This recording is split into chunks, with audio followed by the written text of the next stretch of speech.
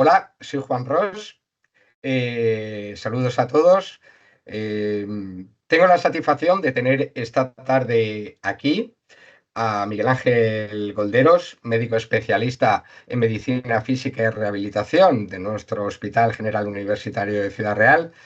Un médico apreciado por compañeros, por pacientes, por estudiantes, profesor de tercero de medicina en la Facultad de Ciudad Real, de la Universidad de Castilla-La Mancha, y le pedí si podíamos hacer este vídeo, ya que hace un par de años, ahora por estas fechas, en un ciclo que organizó el doctor Gijón y la doctora María Isabel Porras, sobre historia de la medicina en el Colegio de Médicos de Ciudad Real. Y él declamó allí una presentación sobre la historia de la rehabilitación y poliomielitis y me pareció francamente interesante.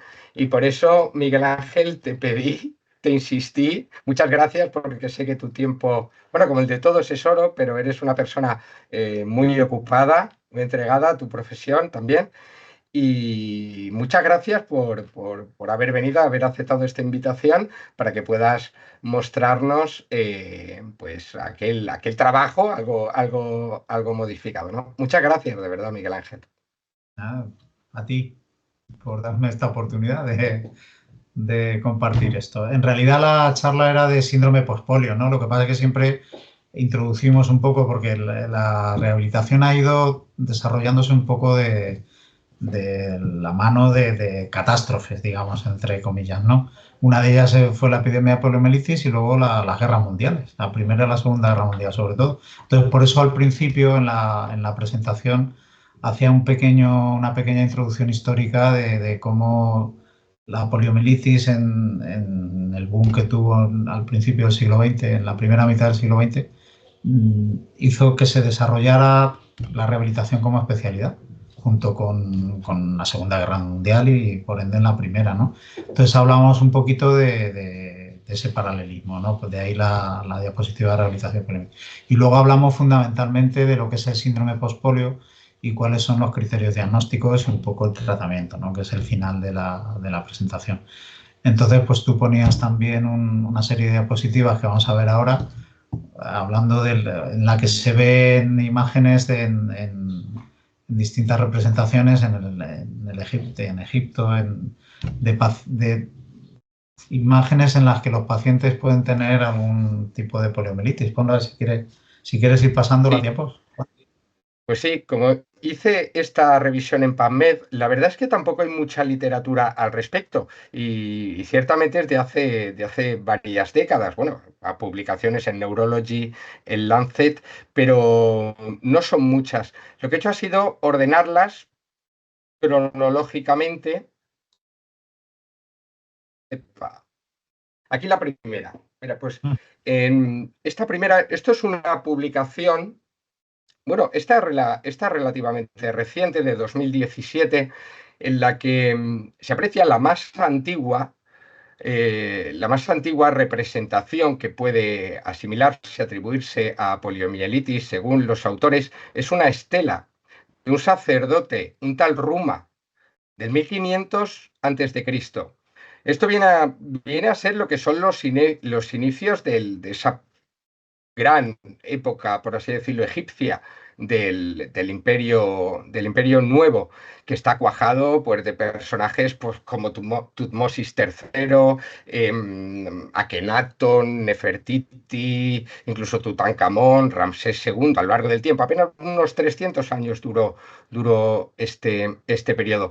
Y en esta estela se aprecia pues esa persona, ¿no? Que está ataviada con un bastón y con una pierna, con un miembro Sí, inferior derecho que aparenta la atrófico, pierna desde derecha luego. pues, tiene una atrofia sobre todo de la pantorrilla, también un poquito en el muslo y con un pie equino marcado, ¿no? Entonces, efectivamente, puede ser perfectamente la representación de un paciente que ha tenido una poliomielitis que solo le ha afectado al que ha tenido la parálisis flácida por poliomielitis en la pierna derecha. El pie se va haciendo en equino pues, para compensar la pérdida de fuerza y se apoya en un bastón Para caminar, sí, perfectamente. Pues vamos, está catalogado como que ese sacerdote pues presentaba una parálisis flácida por polio en la pierna derecha, ¿no? Sí. Pero otro tipo de enfermedades o incluso anomalías Sí, congénitas podrían explicar esto quizá. estamos hablando, vamos a ver, otra posible etiología de esa parálisis flácida es que, porque si fijaos el pie está totalmente en equino, ¿no? Entonces, un pie equinovaro unilateral, que no son raros, no tratado, pues termina provocando una deformidad en adulto de este tipo. Como el pie equinovaro rígido no va a permitir la movilidad normal del pie, perfectamente puede provocar una atrofia, una miotrofia en la pantorrilla como la que tiene, y para compensar el equino que la rodilla esté en flexo y que tenga también en la pierna una... Y esta deformidad en equino pues puede necesitar del uso de un bastón. Es otra posible etiología, ¿no? Incluso que la parálisis de la pierna pudiera ser tanto a nivel ortopédico, pues una... Parece que el muslo es un poquito más corto, el derecho que el izquierdo. Hay otra patología que es la deficiencia focal proximal de fémur, que también provoca un acortamiento aquí y para compensar esa discrepancia de longitud, un pie en equino. El pie en equino, quizá eso no daría tanto amiotrofia en la pantorrilla.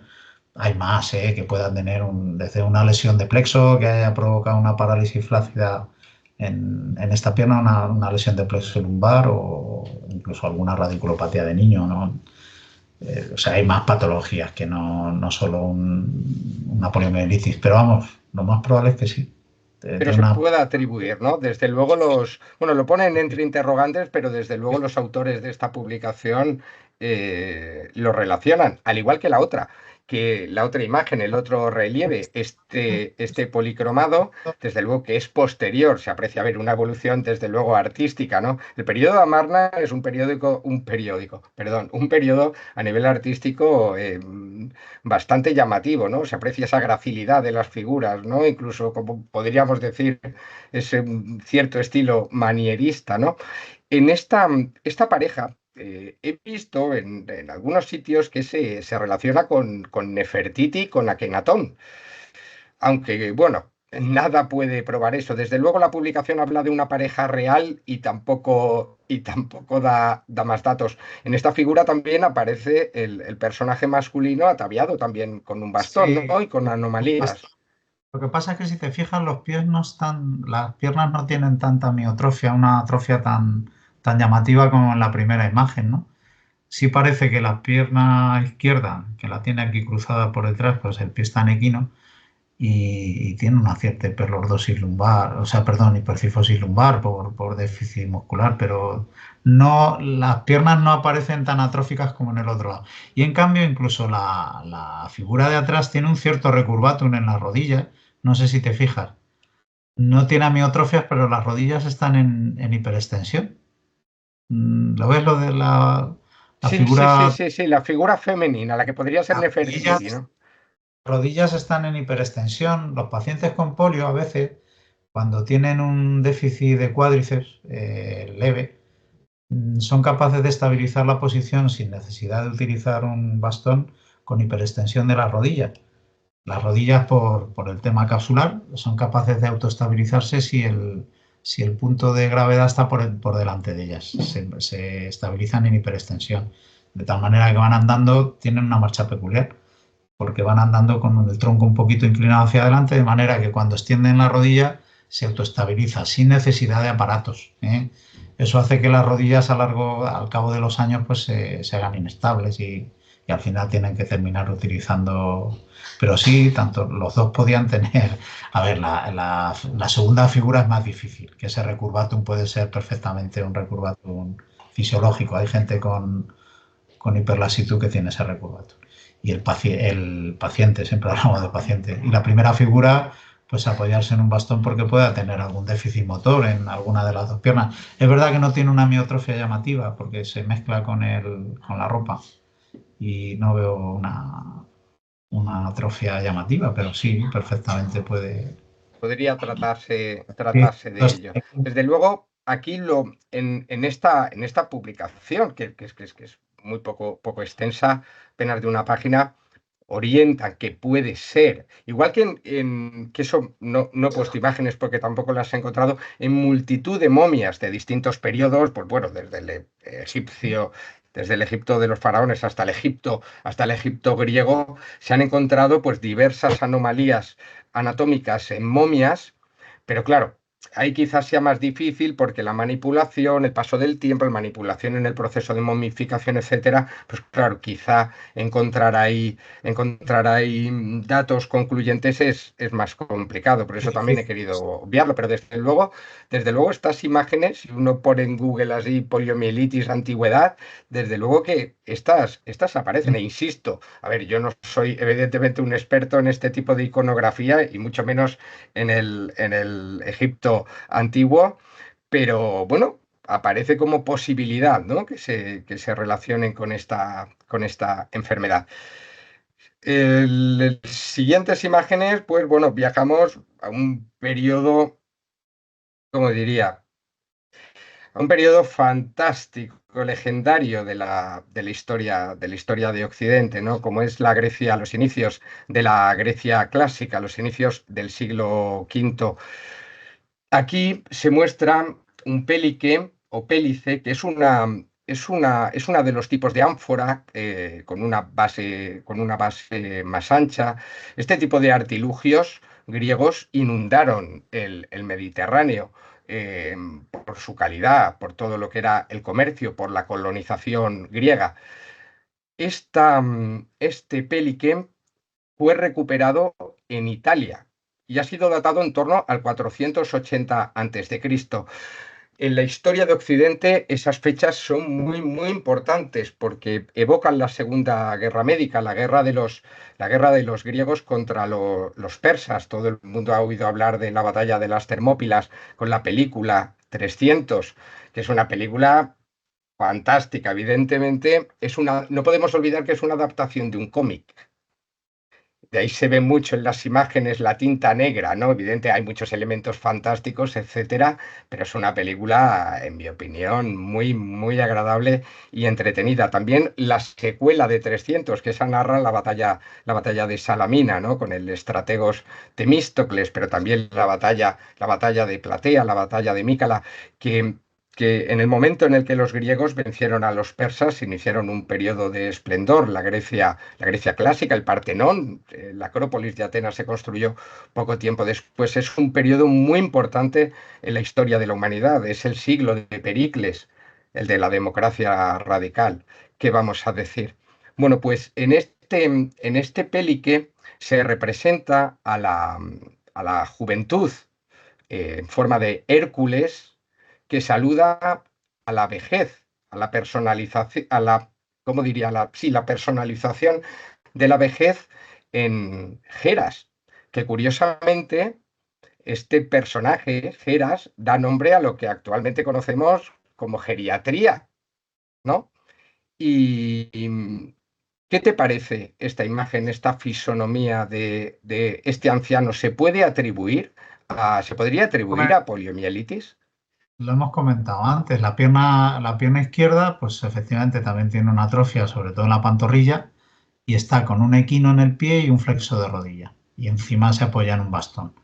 Entonces, la pierna izquierda pues puede ser perfectamente una parálisis flácida que solo afecta a una pierna, que es muy frecuente, por poliomielitis. Lo que pasa es que tiene también, que lo hemos comentado, una deformidad en la columna, tiene aquí una cifosis angular en la zona de transición entre la columna torácica y la lumbar, que pueden ser perfectamente desde fracturas vertebrales traumáticas o acuñamientos osteoporóticos, incluso si es un anciano con su cifosis angular, o incluso si el paciente es muy anciano, el que tenga una cantocornia, que es una deformidad muy típica en el paciente mayor, se va encorvando hacia adelante, que va haciendo una flexión anterior de tronco para tratar de compensar el canal estrecho y la claudicación neurógena en miembros inferiores con dolor al andar, se van echando hacia adelante, y también tiene una etiología, trastorno vestibular o del equilibrio. O sea, la cantocornia se piensa que es una mezcla entre actitud antiálgica en flexión de tronco por ese motivo, por la lumboartrosis y el canal estrecho y un trastorno de equilibrio, ¿no? Del paciente adulto. Hay más opciones, lo hemos comentado antes, que esta pierna, igual que en el otro caso, pues que sea una lesión de plexo, una lesión radicular a consecuencia de fracturas vertebrales y que tenga una parálisis flácida en ese pie. Pero sí, perfectamente puede ser también una poliomielitis, una afectación paralítica de la pierna por una enfermedad de poliomielitis. Muy De bien. hecho, así lo comenta el autor, ¿no? Baroto et al, creo Sí, que es, ¿no? exactamente. Sí, sí. Dice que, a ver, claro, Es probable, lógicamente. claro. Es verdad, pero tus ojos para esto son, a ver, tú puedes ver muchísimo más que yo en estas imágenes, pero bueno, has dado una serie de datos que quién sabe, si tomaron como modelo para esta obra, se utilizó pues a una persona que tuviera esas alteraciones motivadas por esta enfermedad vírica, ¿no? Sí, y bueno, y ya para terminar, porque tenemos que ir a tu presentación, la última obra, esta ya es del siglo XV, de 1425, lo pintó Masaccio, un pintor italiano, de una breve pero prolífica vida, una obra que se titula San Pedro cura a los enfermos con su sombra, que podemos ver, obra completa, a este lado, y contiene una figura que aquí está magnificada, en la que los autores concluyen que, lo dicen claramente, que esta imagen, este morfotipo, por así decirlo, es poliomielitis. ¿Qué te parece, Miguel Mm, Ángel? hemos comentado antes, a ver, la actitud de las piernas sí, o sea, esto perfectamente puede ser una poliomielitis paralítica de niño desde la infancia, en el que el paciente, pues la única manera que tiene de desplazarse es arrastrando miembros inferiores y es la forma de poner la pierna. Tiene una atrofia, las caderas las tiene en flexión y aproximación y rotación interna, con una atrofia de pantorrillas, de muslos, y las rodillas ya están anquilosadas en flexión, con los pies talosvalgos. Y esto es de estar años y años desplazándose en esta posición. Y luego hablábamos de la mano. Pues sí, la mano izquierda la tiene en flexo, pero es que la tiene puesta encima de la otra, con lo cual también puede ser la posición natural. Aunque en la poliomielitis, pues a veces se veían también afectaciones de miembros superiores, incluso lesiones vulvares. O sea, cuando la afectación, la parálisis de la poliomielitis era muy grave, podía aparecer incluso afectación vulvar y parálisis respiratoria. De hecho, luego lo vamos a ver, en el síndrome postpolio están descritos afectaciones severas y con compromiso ventilatorio también. Son muy raros y excepcionales, pero también las hay, ¿no? Entonces, bueno, pues perfectamente podría tener una mano en flexión por afectación de miembros superiores. Lo que ocurre es que, como hemos comentado antes, pues como todo, esto también puede tener otras etiologías. La más clásica en niños, esto en la antigüedad, pues los mielomeningoceles. No tratas un mielomeningocele alto a nivel T12, L1, que los hay, puede provocar una parálisis flácida también. Y si desde la infancia se está desplazando de esta manera o esta es la sedestación, pues esta es la posición que adoptan los miembros inferiores, ¿eh? Es una posición en flexoaducción y en rotación interna de las caderas, con la atrofia de la anquilosis de las rodillas en flexión y los pies talovalgos, es lo que tiene esa imagen. Fíjate que los autores destacan evidentemente lo que me comentaban, ¿no? La posición en V, no en W, la morfología indudablemente de los miembros inferiores, pero también destacaban la mano, incluso la cara. Ah, no, No sé si también sí, los hombros, la la posición de cara, los hombros. cara, en cuanto a, tiene una facie dismórfica, tiene una prominencia del mentón, la nariz también y una frente muy amplia y muy... Que es verdad que esta facie es sindrómica, pero eso no se asocia a poliomielitis. Vamos, que yo sepa, puede ser que una afectación infantil muy grave que tenga, pero que yo sepa, no. No Pero tiene tampoco facie. podemos olvidar a ver, el Las facies estilo, parietales, la licencia del autor, la licencia ya, del pintor y el dramatismo. No podemos es olvidar una también que, en cierto modo, esta obra es de 1425. Esto es siglo XV. Esto, a ver, En historia se habla de Baja Edad Media, pero esto ya se puede considerar Renacimiento y edad moderna. Es más, se ve, aunque no tiene que ver con esto, por ejemplo, fíjate en lo que es el cuadro completo, el fondo es una perspectiva ya bastante madura. Sabes que Ujú. en el Renacimiento anteriormente los fondos eran neutros. Es muy habitual en Occidente, que viene de Constantinopla, indudablemente, ese fondo dorado bizantino, ¿no? Del Imperio Romano de Oriente. Ya los, los, los pintores, como digo, a lo largo ya del 1300 ya se iniciaba esa arquitectura, pero era todavía, como digo, muy embrionaria, pero aquí ya se ve cierta madurez. Estamos hablando de 1425. Fíjate, 5 años antes, ya como detalle para terminar, 5 años antes, Juan II de Castilla dio el título de ciudad a Ciudad Real, si no recuerdo mal. Es así. Fíjate, Ujú. estamos hablando de una época y el arte, claro, fíjate, los rostros están perfectamente individualizados, pero quizá a lo mejor lo del rostro que yo he destacado, pues es una licencia del artista, o quizá Pero está, el la muchacho era cara es así. dismórfica. No, no, pero te quiero decir, la cara es dismórfica, no tiene. No, pero que yo sepa, eso en la poliomielitis no es característico. Hay muchas patologías infantiles con dismorfia, cada una tiene sus características, el síndrome de Noonan, hay muchas, hay miles. Pero que yo sepa, la poliomielitis en concreto no tiene ninguna facies típica, no. Ya desconozco si las infecciones en el periodo neonatal son capaces de provocar dismorfias faciales. Eso Pero quizá los pediatras.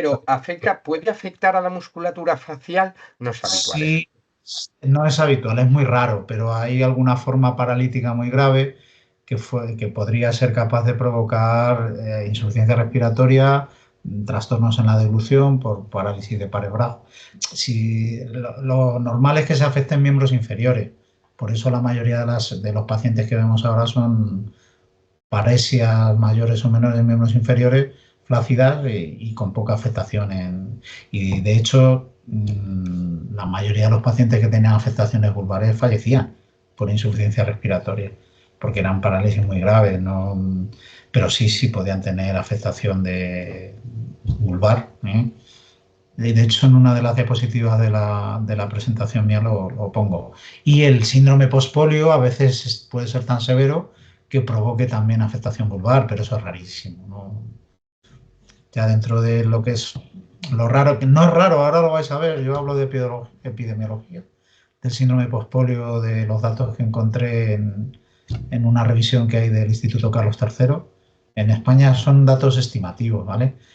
Donde se calcula que entre un 25 y un 40% de los pacientes con polio desarrollan a partir de los 50, 60 años síndrome de postpolio.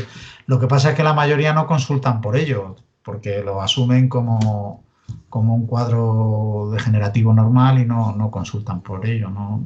Yo te puedo decir que en los 30 años que llevo aquí, que realmente tuviera constancia de que era un síndrome de postpolio, uno o dos pacientes, no más dentro de afortunadamente, la poca incidencia de polio que vemos ahora. El lunes tengo un paciente con polio para prescribirle, he revisado la consulta del lunes y para prescripción de aparatos de ortopedia y de sillas, ¿eh? Muy Vale. bien. Pues si quieres, pues ya podemos pasar Sí, a tu voy a, presentación. ¿De te voy acuerdo? a compartir. Mirad, esto es la presentación que hicimos en el Colegio de Médicos, que en realidad hablaba sobre todo de síndrome postpolio, ¿no? Y la descripción de cuáles eran los criterios diagnósticos y un poco el tratamiento que podíamos hacer desde el punto de vista de rehabilitación.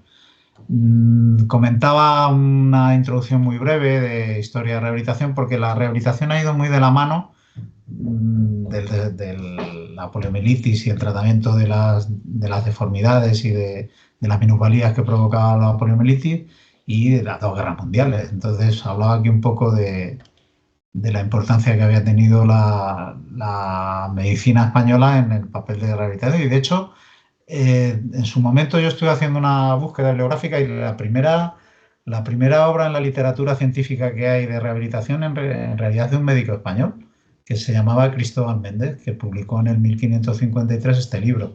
El título era El libro del ejercicio corporal y sus provechos, por el cual cada uno podrá entender el ejercicio que sea necesario para conservar su vida. Esta es la portada original en 1553. Juan me comentaba que en el mismo año, ¿quién fue? Sí, no, porque lo he Que buscado, yo eso no lo sabía, evidentemente, pero miré la fecha y dije, voy a ver qué puedo encontrar por ahí. A ver, evidentemente es que, claro, es que en estos momentos que vamos a hablar del reino hispánico, por así decirlo, ¿vale? O España, todavía no me atrevo a decir España como tal, ¿vale? Hay que ser muy cuidadoso con esto. La monarquía hispánica, lo dejamos así. Es el final del reinado de Carlos I, quinto de Alemania. 2 años después de la publicación de este libro, él abdicó y 3 años después empezó Felipe II su reinado. Bueno, le dio la parte del imperio a su hermano Fernando. Pero ¿qué vamos a decir? España era la potencia. Permitidme que utilice la palabra España para simplificar, pero era la potencia mundial. Y en este mismo año, como detalle, lo que hemos comentado antes, ¿no? Que se fundó en la Ciudad de México la Real y Pontificia Universidad de México en ese mismo año. Es decir, España, permitidme, insisto, que utilice esta palabra, disculpadme, España era la potencia, la que marcaba tendencia en todos los ámbitos. Es así. otra figura importante española en cuanto a medicina y rehabilitación pues fue Sebastián Busqué y Torró. En el año 1865 publica otro libro que se llama Gimnástica Higiénica Médica y Ortopédica. Y pues habla de cinesiterapia fundamentalmente, tal y como la conocemos hoy en día, ¿no? ¿Vale? Y por último, esta es la portada del libro de Sebastián Busqué. Y por último, haceros solo un breve inciso acerca de Joaquín de Cref y Ruiz. Joaquín de Cref y Ruiz fue un médico que vivió en la última mitad del siglo XIX y primera mitad del siglo XX y que prácticamente es el precursor de rehabilitación en España. A él se debe la creación de los institutos de kinesioterapia en Ay, Madrid. te he dejado de oír ahí, discúlpame. Perdóname, Miguel Ángel, es que he dejado de oírte. ¿Has oído lo de Joaquín de Cref y Es que Ruiz? cuando has hecho lo de Joaquín de Cref, sí, es que luego como que se me ha quedado bloqueado, que a lo mejor luego se graba bien, pero a Sí, mí se me ha quedado congelada tu pantalla. es que comentaros que quizá uno de los padres o de las figuras más emblemáticas y que se puede decir que es el equivalente a, luego lo vais a ver, a Howard Hughes en Estados Unidos, que era el médico personal de Roosevelt, se puede considerar como el padre de la rehabilitación americana o el padre de la rehabilitación en general en el ámbito mundial, porque a él se corresponde la creación de rehabilitación como especialidad en Estados Unidos y aquí fue Joaquín de Cref y Ruiz. La rehabilitación como especialidad se decreta por Franco en 1973, creo que fue. Pues Joaquín de Cref, ya a finales del siglo XVIII, es el que crea los gabinetes de mecánica médica, que es la antesala de los servicios de rehabilitación, en 1889. Estos pasan a ser el Instituto de Física Médica y este Instituto de Física Médica en Madrid termina siendo el Departamento Oficial de Mecanoterapia en el Hospital Clínico San Carlos. El Clínico de San Carlos empezó a tener docencia en medicina en 1913 y Joaquín de Cref, en este Departamento Oficial de Mecanoterapia, impartía ya docencia de rehabilitación en 1913. ¿Vale? Y de hecho en el clínico ahora es uno de los sitios que primero se eligen en mí, rehabilitación en el clínico. ¿Vale? Publicó una obra igual de cinesiterapia, que es el Manual de Técnicas de Amasamiento, Gimnástica Médica y sus aplicaciones en aparato locomotor. En 1914, Joaquín de Cref fue coetáneo de Ramón y Cajal. Lo que pasa es que la figura de Ramón y Cajal un poco eclipsó todos los médicos españoles de la época. Esta era una litografía de Joaquín de Cref y aquí hay 2 ediciones de su libro de kinesiterapia. ¿Vale? A nivel internacional, pues en Europa la escuela francesa, Charcot, todos los conocemos, Fulgent de Raymond. Fulgent de Raymond es el primero que acuña el término de reeducación. Vais a ver que en rehabilitación hablamos mucho de reeducación postural, reeducación muscular, reeducación motriz. El término reeducación corresponde con Fulgent de Raymond. Y luego Igual, en la primera mitad del siglo XX es la escuela alemana con la creación de los seguros obreros. De invalidez surge el concepto de invalidez laboral, las reformas laborales que propuso Bismarck, y surge también el concepto de rehabilitación y el inválido laboral. Esto viene de esa época, pero en realidad es la rehabilitación tiene un impulso grande ya a partir de la segunda mitad del siglo XX en Estados Unidos y en Canadá. Primero la epidemia de poliomielitis y ya empezamos con el descubrimiento de la vacuna en 1955 y empezaron las campanas de vacunación masiva. Y luego la Segunda Guerra Mundial. Ya la Primera Guerra Mundial tuvo multitud de pacientes mutilados de guerra, discapacitados, en los que se empezaron a protetizar, pero sobre todo es en la Segunda Guerra Mundial cuando se empieza a desarrollar como tal la rehabilitación como especialidad. Y fundamentalmente por dos, siempre me acuerdo de un adjunto que tenía cuando yo era residente, que cuando daba alguna charla de rehabilitación decía la misma retahíla, dice, la rehabilitación surge de dos grandes problemas en la humanidad, la epidemia de polio y la Segunda Guerra Mundial. Lo tenía como una retahíla, ¿no? Pero es verdad, es cierto. Sobre todo en Estados Unidos, aparecieron millones de mutilados de guerra que necesitaban tratamiento y los americanos para esto son muy estrictos. Crearon un montón de hospitales monográficos en el tratamiento de mutilados de guerra. Uno de ellos, el Hospital Rancho de los Amigos, ¿no? ¿Te acuerdas que había una serie, Bonanza, que era el rancho era el Rancho de los Amigos, creo? Pues hay un hospital, el Hospital Rancho de los Amigos era un hospital monográfico para atender a mutilados de guerra. Bueno, pues la gran mayoría de prótesis y ortesis y ayudas técnicas en el momento actual, los diseños son de esa época. Y desde entonces ahora estamos hablando de segunda mitad del siglo XX. Se ha desarrollado en cuanto a uso de materiales más modernos, fibra de carbono, meter en las prótesis pues, la electrónica, los microprocesadores, sistemas hidráulicos, pero la mayoría de los diseños de prótesis vienen de entonces.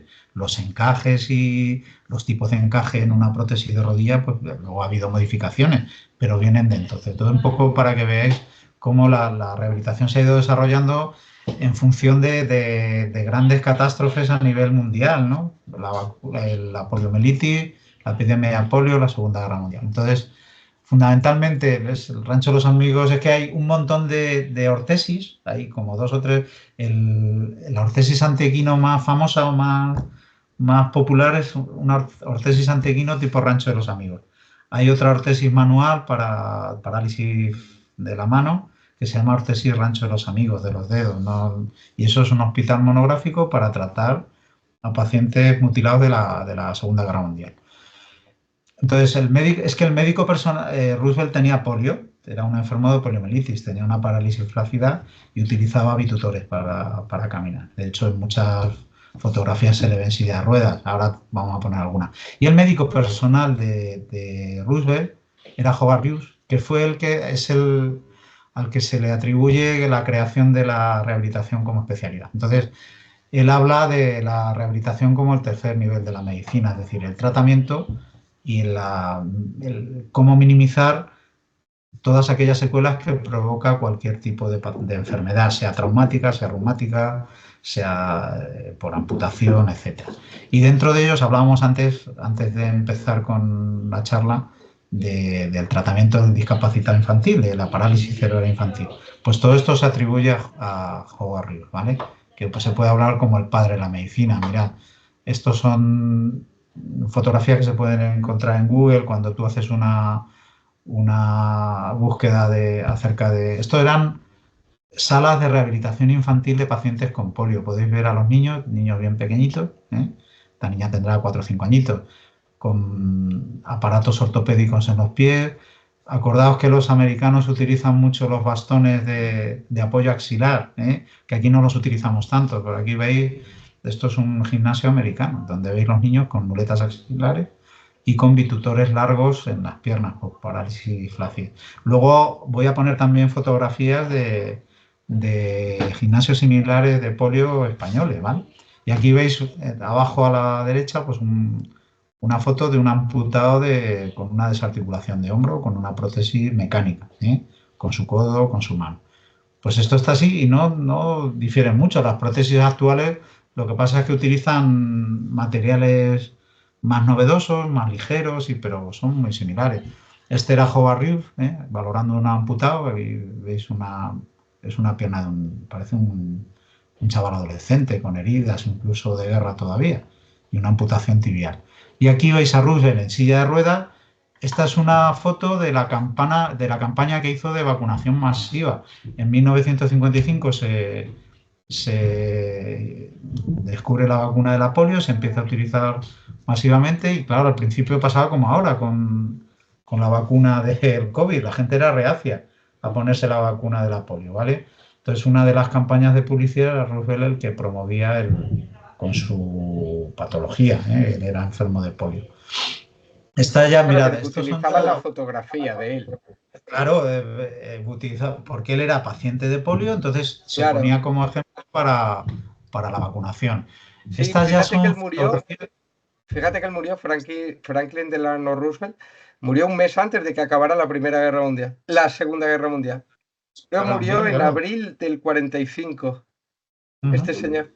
Utilizarían, claro, es que Roosevelt es uno de los personajes principales de la historia de Estados Unidos. Creo que ganó 4 elecciones consecutivas, lo que pasa que le sorprendió la muerte poco después de la cuarta reelección. Desde luego es un tipo, no, bueno, no solo el que introdujo a Estados Unidos, el que combatió, por así decirlo, la crisis del 29, porque por así fue presidente de la República del 33 al 45 y combatió con el New Deal esa crisis y era un personaje muy conocido, que voy a decir, muy popular en toda la influencia norteamericana, desde luego. Pero fíjate cómo será que en Estados Unidos la aparición de rehabilitación es gracias a que Roosevelt tenía una poliomielitis. Esto siempre Claro, pasa, ¿eh? Es que aquí también nos ha pasado. Aquí claro. tenemos dos episodios en España, prácticamente, no sé decirte exactamente si, no, la creación de la rehabilitación como especialidad no fue por él. Franco tuvo un accidente de caza, se lesionó una mano. No, lo de Franco fue que a partir de aquel momento se empezaron a dar más importancia a los servicios de rehabilitación hospitalaria, porque necesito rehabilitación. Digo, coño, si aquí están, hay una especialidad en medicina que es la rehabilitación que sirve para esto. Pues a partir de ahí se dan empujones. Y aquí tenemos nuestra propia epidemia de polio, que no fue polio. Aquí hubo no sé si tú te acordarás, aquí hubo una epidemia, la epidemia de colza, la intoxicación, que no fue una Sí, epidemia, la intoxicación por aceite de colza. sí, Pues sí. eso hizo que salieran en un año, en menos de un año, cerca de ciento y pico mil, se calcula que fueron ciento y pico mil pacientes los que tuvieron secuelas por el envenenamiento con aceite de colza. Pues aquello provocó también una cantidad importante de deformidades ortopédicas en miembros inferiores, amputaciones. Yo me acuerdo que yo era estudiante en aquel momento, era estudiante de quinto, de sexto, y me pilló de pleno porque yo estaba justo en el foco. El primer caso fue en Torrejón, yo vivía en Torrejón y fue allí.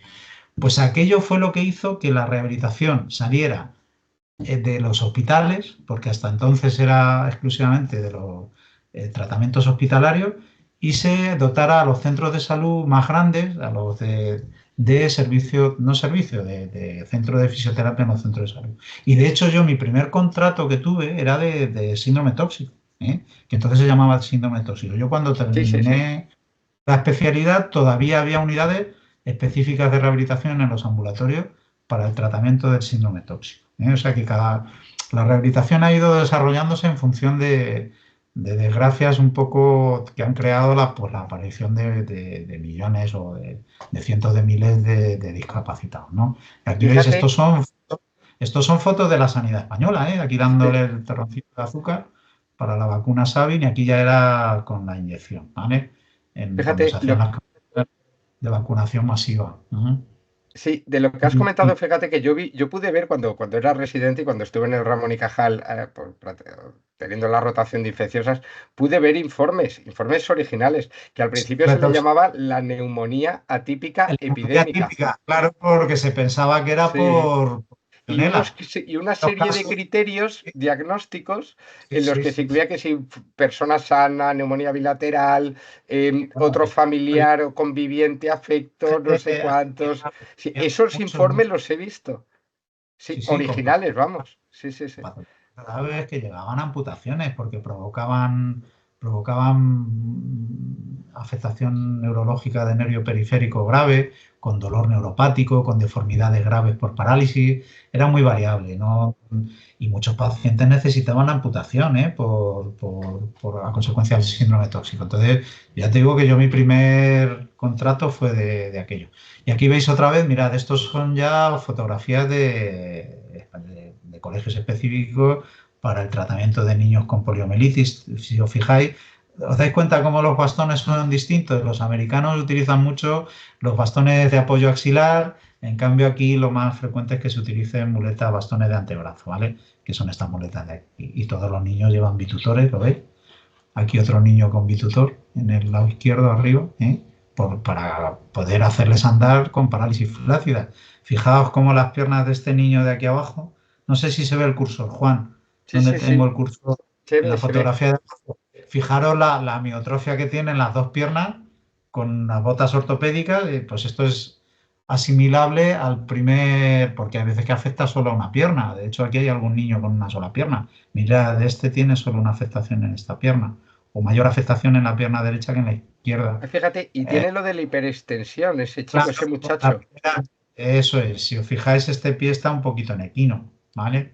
Pues estos sí son fotografías de aquí, de español. Es que a finales de los 50, yo no sé si fue a partir del 56 al 59, 60, fue cruel la poliomielitis en nuestro país.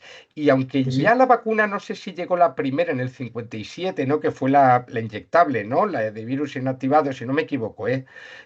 Aquí en España me ha parecido entender que hubo ciertos problemas y cierta competición entre la inyectable y la oral, ¿no? Entre la Salk y la Savin, ¿no?